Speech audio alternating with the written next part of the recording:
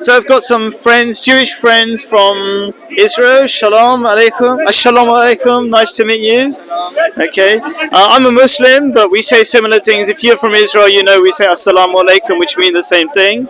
And so I promised I'd try to get you a warm, fuzzy feeling by the end of it. And that's actually what I do here. I do happiness classes. So I don't talk about I don't debate for the sake of it. I really genuinely want to make people's lives better. Whether they 100% agree with me or not, it doesn't make a difference. If they can learn something that makes their lives better, that's it. So today I'm going to talk about proving mathematically what's the probability that God exists. That's the title. Probability that God exists. Okay.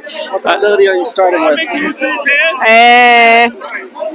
The main question I care about is not like does God exist? It's like the probability He wants us to do the stuff that all the Old Testament, New Testament, Quran asks about. Sure. But we need a starting point like does God exist, and then we can work from there, right?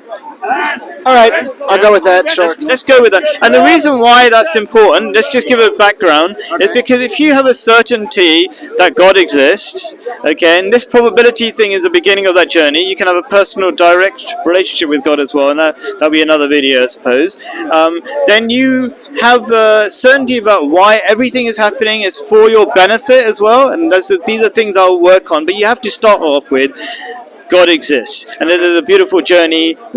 And yeah, and people like I just mentioned, Viktor Frankl, who you know about, he said you need meaning in your life, and meaning means doing things for other people, and he calls God the super meaning. Have you ever heard of anything like that? In high school.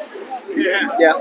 He's the more educated one. Yeah, and he, you know, partly because you said you've heard his name 100 times because he's because he's a Jewish psychologist or some other reason? Holocaust and all the, his personal surviving. No, he didn't. Yeah, his survival story, etc. Yeah. Cool. Okay, let's just get on with it because I said 5 minutes. I've taken too long, so I'm going to be super quick, right? Nope.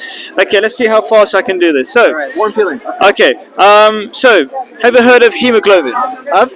Hemoglobin. You mean in the blood? Yes. Yes. Cool.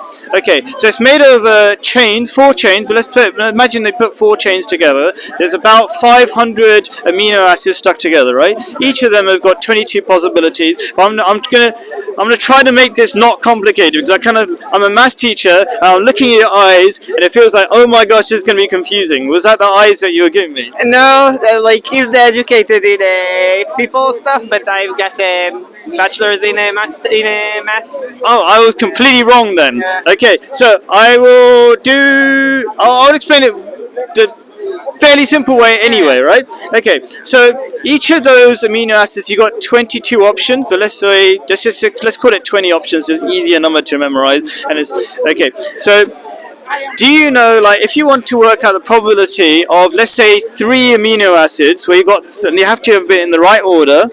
Okay, what's the how do you work out the probability of 20 options followed by the exact right choice from 20, the right choice from 20 again? 1 over 20 cubed, so 1 to 800. Yes. Yeah. No, 8,000. 1 over 8,000. You worked out what 20 cubed is? Yes. Okay, very good. No. I mean, both of you are correct, but you're just giving the exact number, right? Okay. Off by a factor. Yeah. Right. Oh, no, you said 20 to the power 3, didn't you? Yeah. Anyway, we're getting a bit geeky with the maths here, which is good. That means you're comfortable with the maths. All right? Clearly we're Okay. geeky. Right. So, if you had to do 500 of them, that would be 1 divided by 20 to the power 500. Okay, I'm not going to do that. No, even if you tried on the calculator, you get an error, right? In short, because I'm going to try to keep it really simple, the answer is 10 to the power 700, or 1 divided by it, okay? So people who know what that roughly means, like 10 to the power 3 means 1,000, 10 to the power 6 means 1,000,000, so 10 to the power 700 is so huge you can't even imagine it. So the probability of that happening by accident is basically nothing. That's the probability of just one of these hemoglobin things being made by accident. And then on top of that, if you realize how small hemoglobin is, you need about 5 million to make 1 pin drop of blood. So people think blood, oh, that's really simple.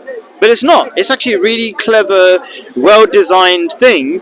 But just like everything, it looks like it's not well-designed. You know, like if you look at the leaves, which there are no leaves at the moment to look at. Okay, but they're amazing. What do you call it? Solar panels, right? Yes. Okay, so. All right, we kind of Yeah, so I tried to do it really quick, but conviction is warm. I see your conviction, and that gives me a warm feeling inside. yeah, I hope so, because when you see people who are convinced of the existence of God, and you have some reasonable idea that God could exist, then it might encourage that belief that God can exist. And just to finish it off, Yes. do you know the number of seconds since the beginning of the universe? Or even milliseconds? Well, it's more than 10. Yes, 10 to the power 8 or something, okay?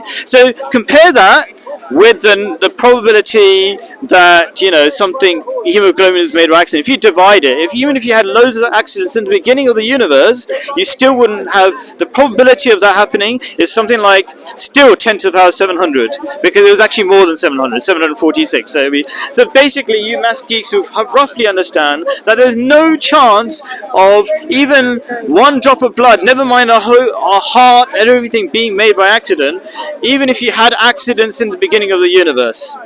Thank you very much for your time. Thank you. Thank you. You got a bit of a warm feeling. What about A you? little bit, yeah. I always have a warm feeling. Oh, that's good. Good to hear. Thank you very much. Yes. Thank you. Thank you.